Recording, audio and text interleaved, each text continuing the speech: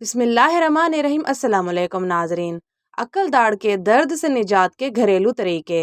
اس داڑھ کو عقل داڑھ اس لیے کہا جاتا ہے کیونکہ یہ اس وقت نکلتی ہے جب انسان بالغ ہو جاتا ہے اور عمر کے اس حصے میں وہ پہلے سے زیادہ عقل و شعور رکھتا ہے۔ یہی وجہ ہے کہ تھرڈ مولر کو عام طور پر لوگ عقل داڑھ کہتے ہیں۔ کچھ لوگوں کو عقل داڑھ نکلنے کے عمل کے دوران کوئی پریشانی یا درد نہیں ہوتا ہے، جبکہ کچھ افراد کے لیے یہ شدید درد کی وجہ بن جاتا ہے، جس کی وجہ سے وہ کھانا بھی نہیں کھا پاتے۔ اس کی وجہ یہ ہے کہ عقل کا دانت آپ کے مسوڑھوں سے ٹوٹ جاتا ہے اور چبانے کے دوران یہ جب مسوڑھوں سے ٹکراتا ہے تو تکلیف دیتا ہے۔ نمبر 2، عقل داڑھ میں درد کی وجوہات۔ عقل داڑھ میں درد بنیادی طور پر دانت کے جبڑوں سے آدھا نکلنے کی وجہ سے ہوتا ہے۔ یہ مسوڑھوں کی لکیر سے ٹوٹ جاتا ہے، پھر سوزش، خون نکلنے اور سوجن کا باعث بن جاتا ہے، جو انتہائی تکلیف دہ عمل ہوتا ہے۔ اس داڑھ کی نوک مسوڑھوں میں لگنے کی وجہ سے درد ہوتا ہے، جبکہ اس کی وجہ سے آپ کو سر درد کا سامنا بھی ہو سکتا ہے۔ اس کے علاوہ عقل داڑھ جب ٹیڑھے رخ میں نکلتا ہے تو زیادہ تکلیف دہ بن جاتا ہے۔ نمبر 3، عقل داڑھ کے درد سے نجات کے طریقے۔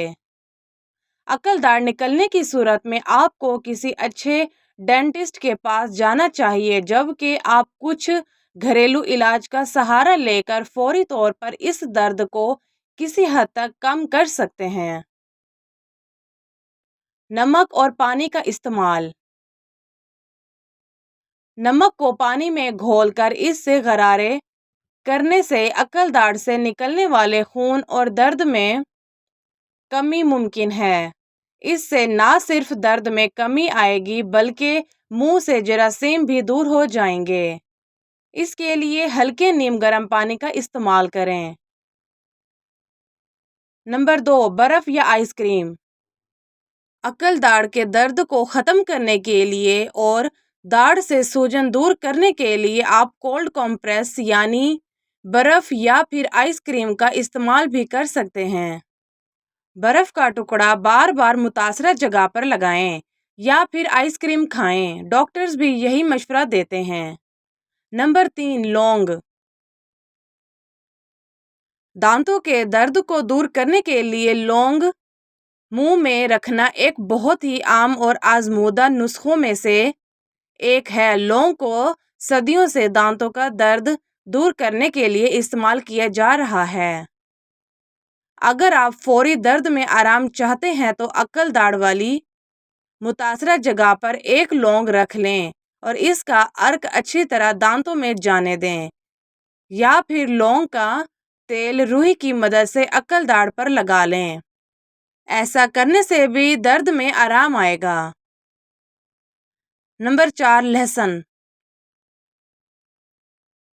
عقل داڑھ میں ہونے والے درد کی وجہ داڑھ میں سوجن اور انفیکشن ہوتا ہے۔